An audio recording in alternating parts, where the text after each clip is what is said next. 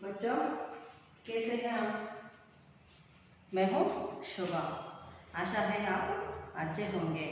बच्चों आइए आज हम महिला की साक्षरता इस गद्य के दूसरे भाग की ओर बढ़ेंगे। बच्चों आप सब ने विजेंद्र पाल को देखा ही है। देखिए मेरे पास चित्र है, आप देखिए। यह है विजेंद्र पाल जी जो पर्वतारोहण करते समय का चित्र है। स्पष्ट दिखाई दे रही है आपको विजेंद्र पाल जी का चित्र।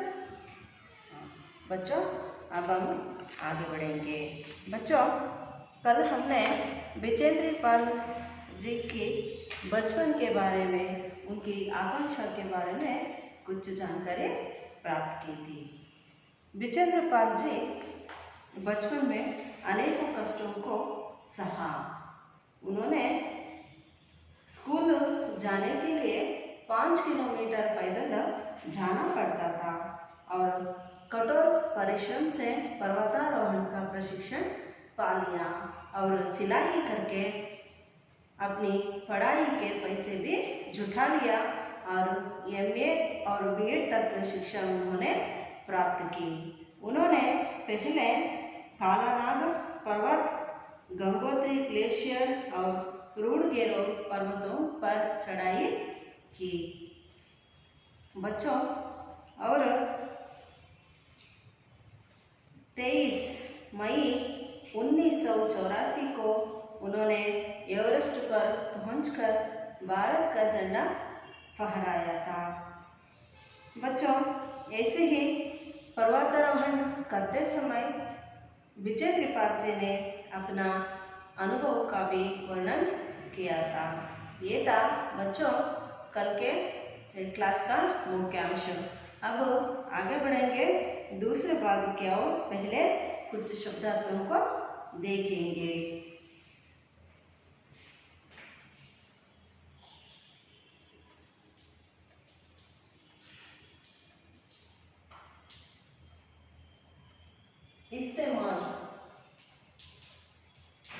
इस्तेमाल का अर्थ है बच्चों उपयोग।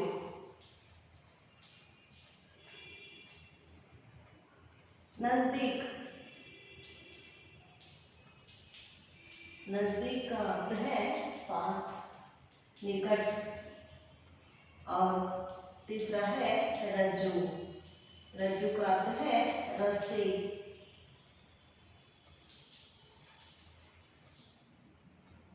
रस्सी और फावड़ा। बच्चों कल मैंने कहा था फावड़ा खुदाई करने का साधन। खुदाई करने का साधन है। बच्चों दूसरे भाग के शब्दार्थ लिखी है एक बार फिर। इस्तेमाल उपयोग। इस्तेमाल ಅಂದ್ರೆ ಬಳಸುವುದು, नजदीक पास ಹತ್ತಿರ, रज्जु रस्सी, हग्ग, फावड़ा खुदाई करने का साधन। खुदाई ಅಂದರೆ ತೋಡುವ ಕೆಲಸದಲ್ಲಿ ಬಳಸುವಂತಹ ಒಂದು ಕಬ್ಬಿಣದ ಸಾಧನ, ಮಣ್ಣನ್ನು ಅಗೆಯುವ ಕೆಲಸದಲ್ಲಿ ಬಳಸುವ ಒಂದು साधन। बच्चों अब आइए आपको आदर्श वाचन करूंगी। आप अपने किताबों को देखकर देखिए, ध्यान से देखिए। बच्चों 2 घंटे से कम समय में ही हम शिखर कैंप पर पहुंच गए। अंगदोरजी ने पीछे मुड़कर पूछा, क्या तुम थक गई हो? मैंने जवाब दिया, नहीं। यह सुनकर वे बहुत अधिक आश्चर्यचकित और आनंदित हुए। थोड़ी चाय पीने के बाद हमने पुनः चढ़ाई करने शुरू कर दी। लहटू एक नायलॉन की रस्सी लाया था, इसलिए अंगदोरजी और मैं रस्सी के सहारे चढ़े, जबकि लहटू एक हाथ से रस्सी पकड़े हुए बीच में चला। तभी लहटू ने गौर किया कि मैं इन ऊंचाइयों के लिए आवश्यक 4 लीटर ऑक्सीजन की अपेक्षा लगभग 2.5 लीटर ऑक्सीजन प्रति मिनट की दर से लेकर चढ़ रही थी। मेरे रेगुलेटर पर जैसे ही सामने ऑक्सीजन की आपूर्ति बढ़ाई, मुझे कठिन चढ़ाई आसान लगने लगी। दक्षिणी शिखर के ऊपर हवा की गति बढ़ गई थी।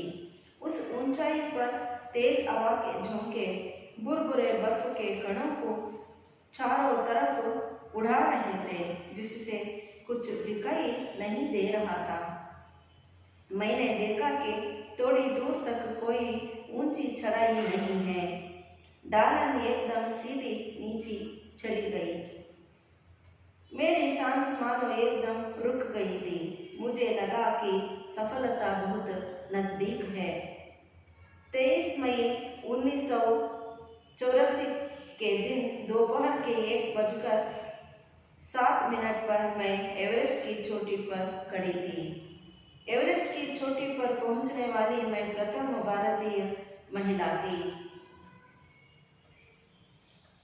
एवरेस्ट की चोटी पर इतनी जगह नहीं थी कि दो व्यक्ति साथ साथ खड़े हो सके। चारों तरफ हजारों मीटर लंबी सीधी ढालन को देखते हुए हमारे सामने मुख्य प्रश्न सुरक्षा का था। हमने फावड़े से पहले बर्फ की खुदाई कर अपने आप को सुरक्षित रूप में स्थिर रखा। इसके बाद मैं अपने घुटनों के बल बैठी। बर्फ पर अपने माथे को लगाकर मैंने सागर माते के ताज का चुंबन किया। बिना उठे ही मैंने अपने थैले से हनुमान चालीसा और दुर्गा माँ का चित्र निकाला। मैंने इन्हें अपने हाथ साथ लाए लाल कपड़े में लपेटा और छोटी सी पूजा करके इनको बर्फ में दबा दिया। उठकर मैं अपने रज्जु नेता अंग दोरजी के प्रति आदर भाव से झुकी। उन्होंने मुझे गले लगा लिया। कुछ देर बाद सोनम पुलजर पहुंचे और उन्होंने फोटो लिया। इस समय तक लाटू ने हमारे नेता को एवरेस्ट पर पहुंचने की सूचना दे दी थी। तब मेरे हाथ में वॉकी टाकी दिया गया। कर्नल कुल्लर ने मुझे बधाई दी और बोले, देश को तुम पर गर्व है, देश को तुम पर गर्व है। हमने शिखर पर 43 मिनट व्यतीत किए और अपनी वापसी यात्रा 1:55 पर आरंभ की। अंग दोरजी और मैं साउथ पोल पर सायंकाल 5 बजे तक पहुंच गए। सबने साउथ पोल से शिखर तक और वापस साउथ पोल तक की यात्रा चोटी पर रुकने की सहित पूरे 10 घंटे 40 मिनट के अंदर पूरी करने पर बधाई दी।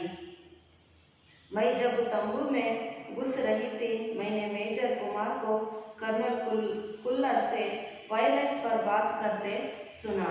आप विश्वास करें या ना करें, श्रीमान विजेंद्र पाल केवल 3 घंटे में ही वापस आ गई है और वह उतनी ही चुस्त दिख रही है जितनी वह आज सुबह चढ़ाई शुरू करने से पहले थी। मुझे पर्वतारोहण में श्रेष्ठता के लिए भारतीय पर्वतारोहण संघ का प्रतिष्ठित स्वर्ण पदक तथा अन्य अनेक सम्मान और पुरस्कार प्रदान किए गए। पद्मश्री और प्रतिष्ठित अर्जुन पुरस्कार की घोषणा की गई। सबके आकर्षण और सम्मान का केंद्र होना मुझे बहुत अच्छा लगा। इस तरह विजेंद्र को एवरेस्ट पर पहुंचने वाली पहली भारतीय महिला होने का गौरव प्राप्त है। विजेंद्र पाल द्वारा लिखित एवरेस्ट मेरी शिखर यात्रा पर आधारित है। बच्चों, ये पाठ बच्चों अब आइए इस पाठ का सरलार्थ मैं बताती जाऊंगी, आप सुनते जाइए।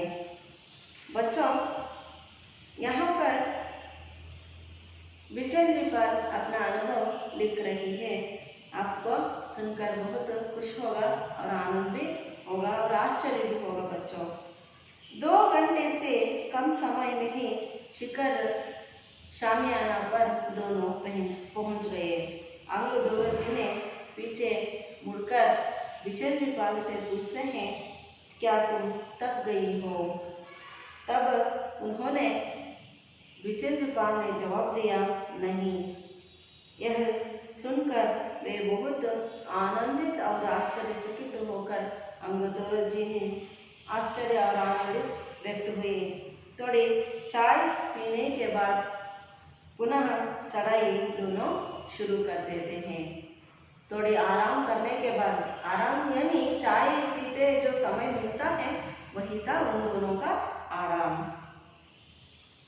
लाटो एक नायलॉन की रस्सी लाया था, इसलिए अंगदोर जी और विजेंद्र पाल दोनों रस्सी के सहारे पर्वतारोहण आरंभ किया, जबकि लाटो एक हाथ से रस्सी को पकड़ हुए बीच में चला गया। तभी लाटो ने गौर से देखता है कि विजेंद्र पाल 4 लीटर चढ़ाई ऊंचाइयों की चढ़ाई के लिए जो आवश्यकता ऑक्सीजन की आवश्यकता, उन्हें 4 लीटर का ऑक्सीजन का आवश्यकता, पर विजेंद्र पाल ने 2.5 लीटर ऑक्सीजन की अपेक्षा ली थी। उन्होंने प्रति मिनट की दर से लेकर चढ़ रही थी और रेगुलेटर पर जैसे ही उसने ऑक्सीजन की आपूर्ति बढ़ाई तो विजेंद्र पाल को आसान चढ़ाई करना, पर्वतारोहण का चढ़ाई करना आसान लगने लगी। तब हम ऊंचाई पर चढ़ते हैं, हमारा बच्चों सांस एकदम रुक सा जाता है, थोड़ा ऑक्सीजन की आवश्यकता कम हो जाती है ना बच्चों। दक्षिणी शिखर के ऊपर का वातावरण का वर्णन करती है विजेंद्र पाल जी।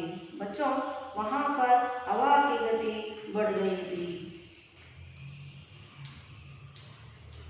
हवा की गति बढ़ गई थी।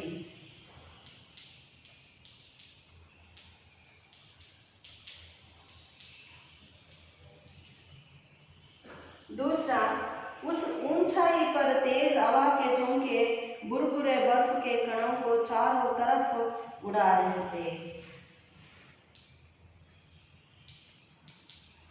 तेज हवा के झोंके, तेज हवा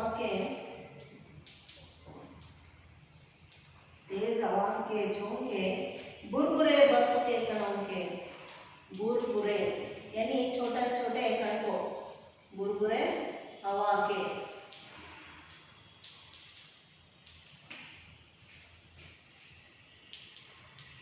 हवा के कणों को उड़ा रही थी। जो जोर से हवा बहता है तो बर्फ के कण या गोलाकार का कण क्या हो रहा था, हर तरफ छा रहा था, इससे आगे का रास्ता नहीं दिखाई दे रहा था।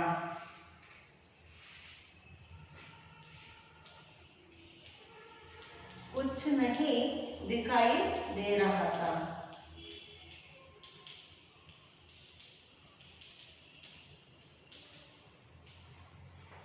सामने का रास्ता बिल्कुल बंद हो गया था बच्चों।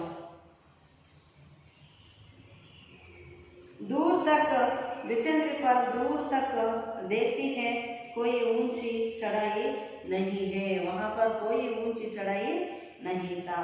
ढालन एकदम सीधी नीचे चली गई थी। विजेंद्र पाल का सांस एकदम रुक सा गया।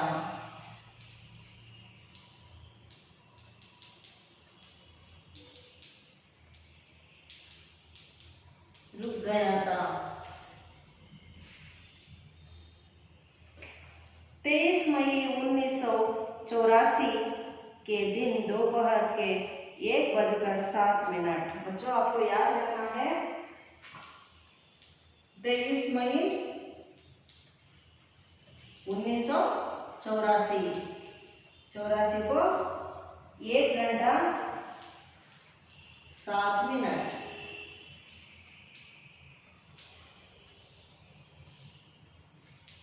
बच्चों, 7 मिनट को विजेंद्र पाल एवरेस्ट की चोटी पर खड़ी थी।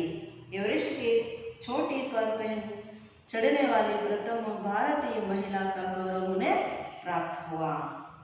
एवरेस्ट की चोटी बच्चों आपको सुनकर आश्चर्य होगा, एवरेस्ट की चोटी पर ज़्यादा जगह नहीं था बच्चों। दो व्यक्ति खड़े हो सके उतना स्थान या अवकाश या जाग नहीं था। इसलिए उन्होंने चारों तरफ हजारों मीटर लंबी सीधी ढालन को देखते हुए उन दोनों का सामने एक प्रश्न खड़ा हुआ था, हम कैसे पहले हम सुरक्षित खड़े रह सके। इसलिए फावड़े के मदद से दोनों ने बर्फ की खुदाई कर अपने आप को सुरक्षित रूप से स्थिर कर देते हैं। दोनों मिलकर फावड़े से बर्फ की खुदाई कर देते हैं, तब उस खुदाई के अंदर खड़े हो जाते हैं। इसके बाद विजेंद्र पाल ने अपने घुटनों के बल पर बैठती है। घुटनों के बल पर बैठने के बाद बर्फ पर अपने को लगाकर सागर माते के ताज को उन्होंने प्रेम से चुंबन करती है। बिना उठे ही घुटनों पर जो बैठी थी विजेंद्र पाल, उन्होंने वहां बैठकर दुर्गा माँ का चित्र और हनुमान चालीसा दोनों को निकालकर छोटी सी पूजा करके उन दोनों को दुर्गा माँ का चित्र और हनुमान चालीसा दो वस्तुओं को उन्होंने बर्फ में ही दबा देती है और उठकर वह अपने रज्जु नेता अंग दोरजे के प्रति आदर भाव से झुकती है और उन्होंने विजेंद्र पाल को गले लगाते हैं और दोनों मिलकर वहां से सोनम पुलचर पर पहुंचते हैं और दोनों की फोटो खिंचवा देते हैं। इस समय तक लर्टो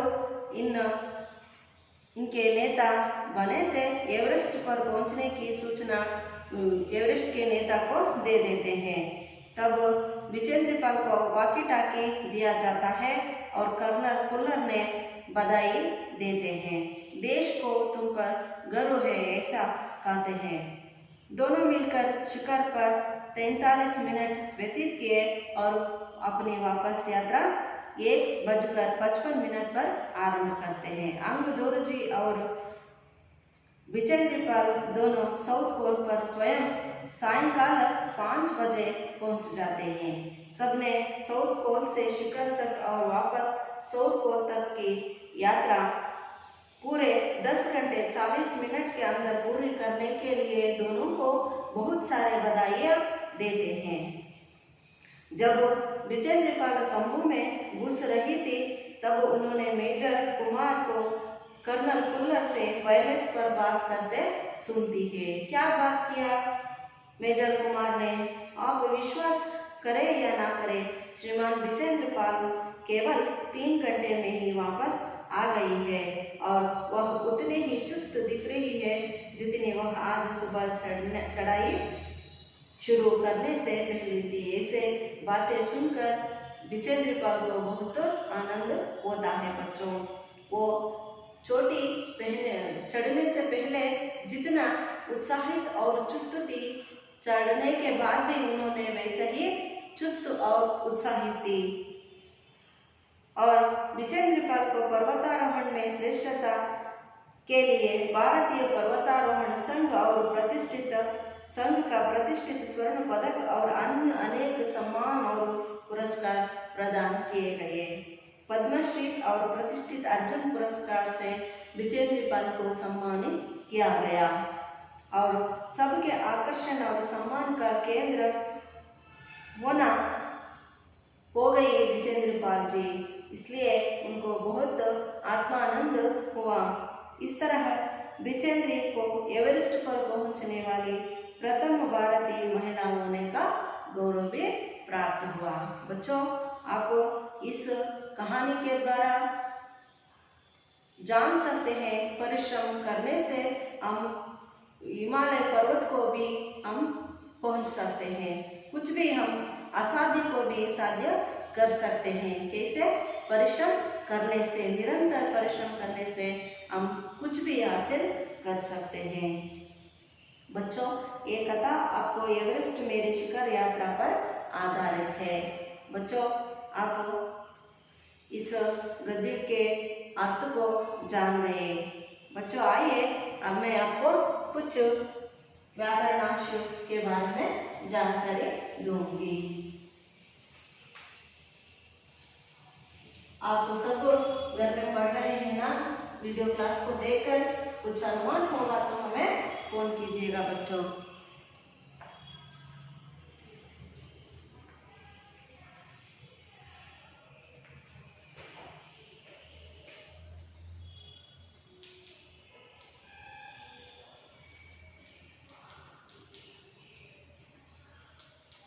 स्त्रीलिंग लिखिए। यहाँ पर सब पुल्लिंग है बच्चों, आपको पुल्लिंग है, आपको स्त्रीलिंग। अब मैं स्त्रीलिंग लिखती हूँ।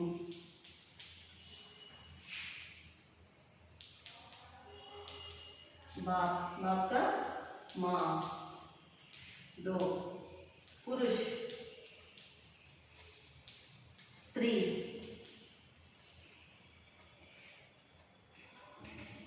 भाई, भाई का बहन, और चौथा बेटा, क्या है स्त्रीलिंग बेटी, श्रीमान, श्रीमती। बच्चों ये था व्याकरणांश, एक बार पढ़ती हूँ देखिए। पुल्लिंग बाप माँ, पुरुष स्त्री, भाई बहन, बेटा बेटी, श्रीमान श्रीमती। बच्चों आपको मैं कन्नड़ अर्थ नहीं बताई है, अब मैं बताती हूँ 2 मिनट में, आपको ध्यान से सुनिए। ಮಕ್ಕಳ ಇವರಿಬ್ಬರು ಶಿಖರದ ಕ್ಯಾಂಪಿನಲ್ಲಿ ತಲುಪಿದ ನಂತರ ಅಂಗದೂರಜಿ ಹಿಂದೆ ತಿರುಗಿ ಕೇಳ್ತಾರೆ ವಿಜೇಂದ್ರಪಾಲ್ ಅವ್ರಿಗೆ, ನಿಮಗೆ ಏನಾದರೂ ಸುಸ್ತಾಯ್ತಾ ಅಂತ ಅಂದಾಗ ವಿಜೇಂದ್ರಪಾಲ್ ಅವರು ಇಲ್ಲ ಅಂತ ಹೇಳ್ತಾರೆ. ಇಬ್ಬರು ಆಶ್ಚರ್ಯ, ಆವಾಗ ಅಂಗದೂರಜಿ ಅವರಿಗೆ ತುಂಬ ಆಶ್ಚರ್ಯ ಮತ್ತು ಆನಂದ ಆಗುತ್ತೆ. ಇಬ್ಬರು ಸೇರಿಕೊಂಡು ಟೀಯನ್ನು ಕುಡಿದ್ಬಿಟ್ಟು ಮುಂದೆ ತನ್ನ ಪ್ರಯಾಣವನ್ನು ಶಿಖರವನ್ನು ಹತ್ತೋದಕ್ಕೆ ಪ್ರಾರಂಭಿಸ್ತಾರೆ. ಅವಾಗ ಲಡ್ಡು ಒಂದು ನೈಲಾನ್ ಹಗ್ಗವನ್ನು ತರ್ತಾನೆ. ಈ ಹಗ್ಗದ ಸಹಾಯದಿಂದ ಇಬ್ಬರು ಕೂಡ ಪರ್ವತಾರೋಹಣವನ್ನು ಮಾಡ್ತಾರೆ. ಲಡ್ಡು ಒಂದು ಕೈಯಲ್ಲಿ ಹಗ್ಗವನ್ನು ಹಿಡಿದುಕೊಂಡು ಮಧ್ಯದಲ್ಲಿ ಹೋಗ್ತಾ ಇರ್ತಾನೆ. ಮಕ್ಕಳ ಈ ವಿಜೇಂದ್ರಪಾಲ್ ಅವರು 4 ಲೀಟರ್ ಆಕ್ಸಿಜನ್ಗೆ ಬದಲಾಗಿ 2.5 ಲೀಟರ್ ಆಕ್ಸಿಜನನ್ನು ತಂದಿರ್ತಾರೆ. ಆಕ್ಸಿಜನ್ ಪ್ರಮಾಣ ಜಾಸ್ತಿ ಮಾಡಿದಾಗ ಇವರಿಗೆ ಮೇಲೆ ಹತ್ತೋದಕ್ಕೆ ಸಲೀಸಾಗುತ್ತೆ. ನಂತರ ಇವರು ದಕ್ಷಿಣ ಶಿಖರವನ್ನು ತಲುಪಿದಾಗ ಅಲ್ಲಿನ ವಾತಾವರಣ ಹೇಗಿತ್ತಪ್ಪ ಅಂದರೆ ಜೋರಾಗಿ ಗಾಳಿ ಬೀಸ್ತಾ ಇರುತ್ತೆ ಮಕ್ಕಳ. ಎತ್ತರವಾದ ಜಾಗದಲ್ಲಿ ಹಿಮದ ಕಣಗಳು, ಜೋರಾಗಿ ಬೀಸುವಂಥ ಗಾಳಿಯಿಂದ ಹಿಮದ ಕಣಗಳು ಎಲ್ಲ ಕಡೆ ಹರಡಿ ಮುಂದಿನ ರಸ್ತೆನೇ ಕಾಣ್ತಾ ಇರೋದಿಲ್ಲ. ಆವಾಗ ಇಬ್ಬರು ಕೂಡ ನಿಧಾನವಾಗಿ ಮುಂದೆ ನಡೀತಾರೆ ಮಕ್ಕಳ. ಆವಾಗ 23 ಮಾರ್ಚು ಅವಳಿಗೆ ಅನಿಸುತ್ತೆ, ವಿಜೇಂದ್ರಪಾಲ್ ಅವರಿಗೆ ನಾನು ಸಫಲತೆಯನ್ನು ತುಂಬ ಹತ್ತಿರದಲ್ಲಿ, ತನ್ನ ಗುರಿಯನ್ನು ನಾನು ಮುಟ್ಟುತ್ತಾ ಇದ್ದೇನೆ ಅಂತ ಅವಳಿಗೆ ಅನಿಸುತ್ತೆ ಮಕ್ಕಳ. 23 ಮೇ 1984 ಮಧ್ಯಾಹ್ನ 1:07 ಅವರು ಎವರೆಸ್ಟ್ ಶಿಖರವನ್ನು ಹತ್ತಿರ್ತಾರೆ ಮಕ್ಕಳ. ಅದರ ನಂತರ ವಿಜೇಂದ್ರಪಾಲ್ ಅವರು ಏನು ಮಾಡ್ತಾರೆ ಅಂದರೆ, ಅಲ್ಲಿ ಇಬ್ಬರು ನಿಂತ್ಕೊಳ್ಳುವಂತಹ ಯಾವುದೇ ಉಚಿತವಾದಂಥ ಯೋಗ್ಯವಾದಂಥ ಜಾಗ ಇರೋದಿಲ್ಲ. ಇಬ್ಬರು ಮೊದಲಿಗೆ ಏನು ಮಾಡ್ತಾರೆ, ತಾನು ತಳೆದುಕೊಂಡು ಹೋದಂಥ ಗುದ್ದಲಿಂದ ಜಾಗ ಮಾಡಿಕೊಂಡು ಅಲ್ಲಿ ಸ್ಥಿರವಾಗಿ ನಿಂತ್ಕೋತಾರೆ. ಅವಾಗ ವಿಜೇಂದ್ರಪಾಲ್ ಅವರು ಮಂಡಿ ಊರಿ ಆ ಸಾಗರ ಮಾತೆಯನ್ನು, ಹಿಮವನ್ನು ಹಣೆಗೆ ಹಚ್ಕೊಳ್ಳೋದ್ರ ಮೂಲಕ ಆ ತಾಯಿಗೆ ನಮಸ್ಕಾರವನ್ನು ಮಾಡ್ತಾರೆ. ನಂತರ ತನ್ನ ಬ್ಯಾಗ್ನಲ್ಲಿ ತಂದಿದ್ದಂಥ ಹನುಮಾನ್ ಚಾಲೀಸ ಹಾಗೂ ದುರ್ಗಾಮಾತೆಯ ಚಿತ್ರಕ್ಕೆ ಒಂದು ಸಣ್ಣ ಪೂಜೆಯನ್ನು ಮಾಡಿ ಆ ಹಿಮದಲ್ಲೇ ಊದು ಬಿಡ್ತಾರೆ ಮಕ್ಕಳ. ನಂತರ ಅವರಿಬ್ಬರು ಕೂಡ ಸೋನಮ್ ಪುರ್ಜರ್ ಹತ್ರ ಬರ್ತಾರೆ. ಬಂದಿದ ತಕ್ಷಣ ಅಲ್ಲಿಗೆ ಇವರಿಬ್ಬರಿಗೂ ಕೂಡ ಸೇರಿಸಿ ಒಂದು ಫೋಟೋವನ್ನು ತೆಗೆಯಲಾಗುತ್ತೆ. ಇವಾಗ ಆ ಲಡ್ಡುವನ್ನು ಒಬ್ಬ ವ್ಯಕ್ತಿ ಏನು ಮಾಡ್ತಾನಪ್ಪ ಅಂದರೆ, ತನ್ನ ನಾಯಕನಾದಂಥ ಎವರೆಸ್ಟ್ ತಲುಪಿದಳು ವಿಜೇಂದ್ರಪಾಲ್ ಅವರನ್ನು ಸೂಚನೆಯನ್ನು ತನ್ನ ನಾಯಕನಿಗೆ ನೀಡ್ತಾನೆ. ಆವಾಗ ವಿಜೇಂದ್ರಪಾಲ್ ಅವರವ್ರಿಗೆ ವಾಕಿಟಾಕಿಯನ್ನು ಕೊಡ್ತಾರೆ ಮಕ್ಕಳ. ಕರ್ನಲ್ ಫುಲ್ಲರ್ ಅವರು ವಿಜೇಂದ್ರ ಪಾಲ್ ಅವರು ಅವರಿಗೆ ಸನ್ಮಾನಿಸ್ತಾರೆ ಮಕ್ಕಳ, ಅವರಿಗೆ ಶುಭಾಶಯಗಳನ್ನು ಕೋರ್ತಾರೆ. ನಿನ್ನ ಮೇಲೆ ದೇಶಕ್ಕೆ ತುಂಬ ಗೌರವವಿದೆ ಅಂತ ಹೇಳಿ ಅವಳನ್ನು ಗೌರವಿಸ್ತಾರೆ ಮಕ್ಕಳ. ಈ ಶಿಖರದ ಮೇಲೆ 43 ನಿಮಿಷ ಇವರು ಕಳೆದ ನಂತರ ತನ್ನ ವಾಗುವಂತಹ ಯಾತ್ರೆಯನ್ನು 1 ಗಂಟೆ 55 ನಿಮಿಷದಲ್ಲಿ ಇವರು ಆರಂಭ ಮಾಡ್ತಾರೆ. ಕೊನೆಗೆ ಅಲ್ಲಿ ಇದ್ದಂಥ ಎಲ್ಲ ವ್ಯಕ್ತಿಗಳು 10 ಗಂಟೆ 40 ನಿಮಿಷದಲ್ಲಿ ತನ್ನ ಯಾತ್ರೆಯನ್ನು ಪೂರ್ಣ ಮಾಡಿದ್ದಕ್ಕೆ ಇವರಿಗೆ ಶುಭಾಶಯಗಳನ್ನು ಕೋರ್ತಾರೆ ಮಕ್ಕಳ.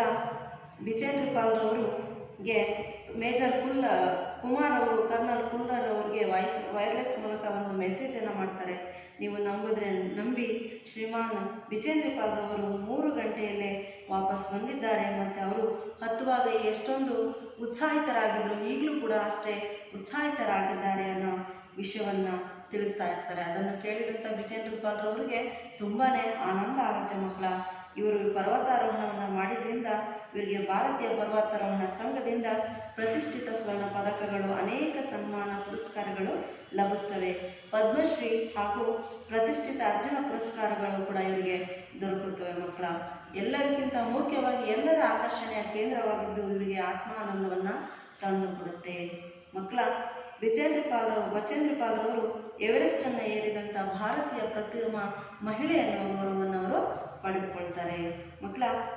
ಈ ಕಥೆಯನ್ನು ನೀವು, ಈ ಬರವಣಿಗೆಯನ್ನು, ಈ ಲಿಖಿತ ಬರವಣಿಗೆಯನ್ನು ನೀವು ಎವರೆಸ್ಟ್ ಶಿಖರ ಯಾತ್ರಾ ಈ ಒಂದು ಸಂವಾದದ ಮೂಲಕ ನೀವು ತಿಳ್ಕೊಂಡಿದ್ದೀರಾ. बच्चों, अब मैं यहीं पर अपना क्लास ख़त्म करती हूँ. धन्यवाद.